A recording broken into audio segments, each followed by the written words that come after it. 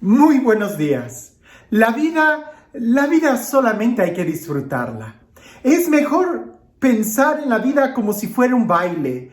No trates de entender cuál es el ritmo, simplemente déjate llevar por él.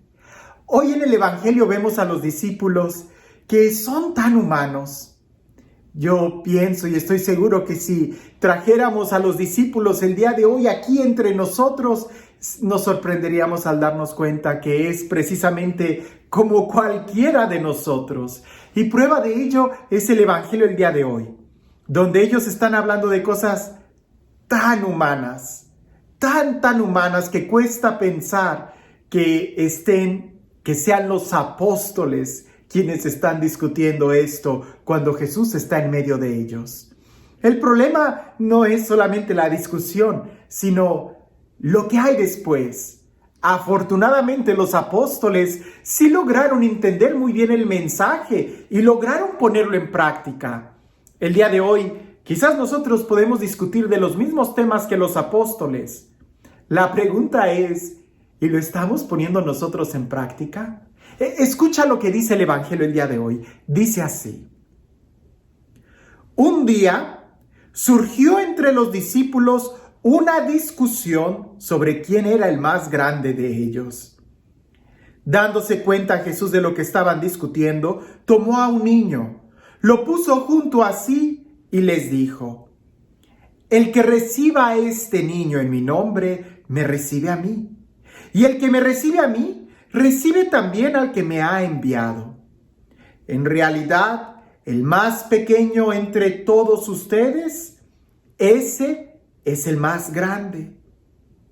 Entonces Juan le dijo: Maestro, vimos a uno que estaba expulsando a los demonios en tu nombre, pero se lo prohibimos porque no andaba con nosotros. Pero Jesús respondió: no se lo prohíban, pues el que no está contra ustedes está en favor de ustedes. Son dos enseñanzas muy fuertes que en realidad están muy unidas la una a la otra. Porque en un lado se ve claramente la discusión del poder, de quién es el más grande, el más importante. Pero por el otro lado, pareciese que también está la discusión también del poder, de quién es el que tiene los derechos ya no es un poder de autoridad, sino es un poder de querer controlar todo. Y Juan, el discípulo amado, a quien a veces nosotros vemos tan angelical, en esta ocasión pareciese que él era un poquito ambicioso y quería tener el monopolio del nombre de Jesús. Cuidado, porque también entre nosotros hay personas que quieren tener el monopolio. Veamos algunos aspectos. Usualmente, cuando nosotros hablamos de las tentaciones, cuando nosotros hablamos de la conversión, de la necesidad de dejar el pecado, casi siempre hablamos del pecado como el placer desordenado. Y sí, es placer. Un placer desordenado es un pecado, y es un pecado que te va a lastimar. Hay que dejar esas ataduras si queremos ser libres. Pero también, en un segundo término, muchas veces se habla del pecado como la ambición al dinero. Aquel que está bien apegado y que está contando los centavos y que es bien avaro y que quiere tener mucho dinero a costa de lo que sea, también nosotros catalogamos eso como un pecado. Pero pocas veces hablamos de esta otra categoría, que es la categoría del poder, de la ambición desordenada al poder, al prestigio. Recuerdo que cuando era adolescente nos decían que el diablo nos podía tentar en 3 áreas. Le llamaban las 3 P: el placer, el poseer y el poder. Y aquí en el Evangelio hoy nos habla de el poder. Los discípulos querían tener poder entre ellos. ¿Quién era el más grande? El día de hoy nosotros podemos ver y podemos desglosar esta categoría del poder como un pecado, como una tentación que nos va a hacer daño, igual que el pecado del placer, igual que el pecado de la ambición del poseer, también el pecado del querer más poder nos puede llevar a la destrucción si no está en un sentido subordinado del servicio. Por ejemplo, el día de hoy hay muchas personas que quieren tener el poder de ser famosos, de ser muy grandes, y viven a la expensa de la fama, de los likes, de tal manera que nosotros lo sabemos, que cuando una persona está haciendo y se preocupa tanto por los medios de comunicación social, por todo esto de que quiere figurar, puede ir cayendo en una gran depresión, en un muy bajo autoestima.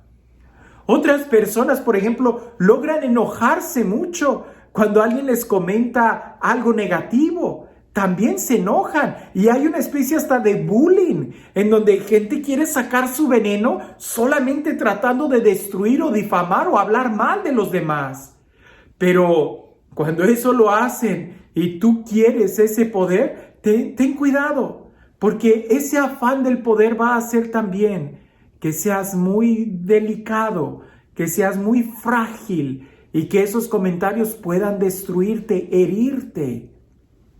Alguien que no busca poder, alguien que no busca la fama, es una persona libre. Si alguien le da un like o un dislike, si alguien hace un buen comentario o un mal comentario, es exactamente lo mismo, porque la intención no es tener poder o fama.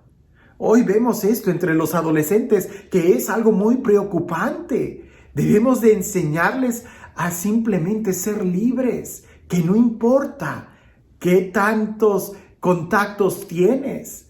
En las redes sociales nos sorprendemos de ver gente que tiene miles de amigos, pero en la vida real no tienen a ninguno. Y lo que cuenta es la vida real, lo que cuenta es el comentario de gente real que se acerca y que te dice de viva voz lo que es bueno para ti. Y si es una crítica, que te la diga de viva voz para que crezca.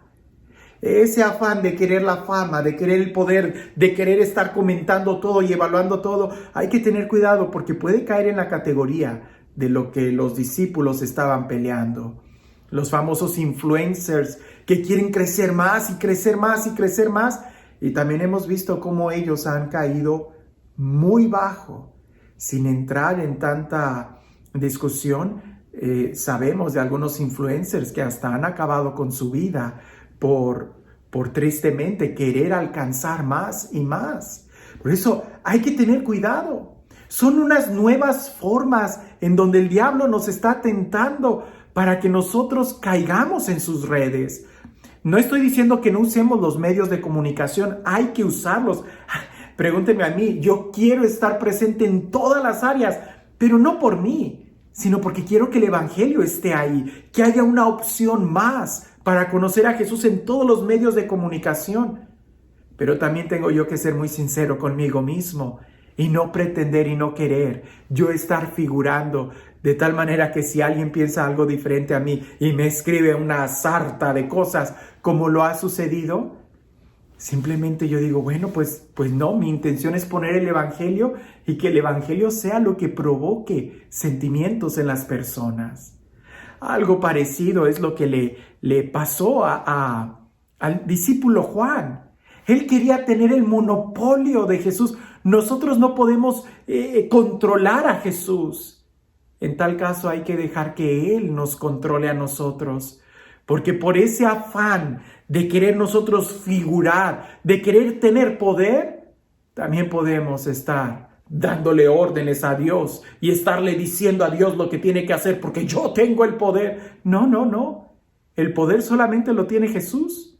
Por eso dice bien claro, el que quiera ser el primero, que se haga como niño. Porque el niño es el que vive de una manera libre, de una manera sencilla. Y este Dios, el Dios del amor, el Dios de la vida, el Dios de la paz, el Dios que se acerca a cada uno de nosotros y nos muestra que en la humildad y en la sencillez está la verdadera felicidad. Que sea Él quien el día de hoy nos bendiga. En el nombre del Padre, del Hijo y del Espíritu Santo. Una vez la Madre Teresa de Calcuta estaba con un enfermo, ya estaba a punto de morir esa persona en sus brazos. Para ese entonces la Madre Teresa de Calcuta ya era una persona muy famosa, ya había dado algunas pláticas incluso en la ONU. Entonces era una persona que tenía una fama ya internacional, y un reportero cuando la ve le dice: Madre Teresa, usted siendo la persona tan famosa que es, ¿por qué mejor no se va al gobierno de Calcuta y lanza una campaña política para poder cambiar todo esto, en lugar de que esté perdiendo el tiempo con esa sola persona? La Madre Teresa, con ese amor que tenía, voltea a verlo y le dice: Dios a mí no me llamó a que yo busque el poder. Porque si yo me arriesgo tratando de buscar el poder en una carrera política, puedo no cambiar la vida de nadie. En cambio, en este momento, le estoy cambiando totalmente la vida que le queda a este hombre. Estaba haciendo que ese hombre pudiera morir sintiéndose amado. El gran poder no radica en un mundo, pudiéramos decir, electrónico. No radica en una manera simplemente tan etérea. El verdadero poder radica cuando tú eres capaz de amar de manera concreta. Usemos todo lo que está a nuestro alcance para mostrar el amor, para mostrar el mensaje, pero no nos olvidemos que a lo que Dios nos ha llamado es a vivir en el amor de una manera real y concreta. Que tengas un excelente día.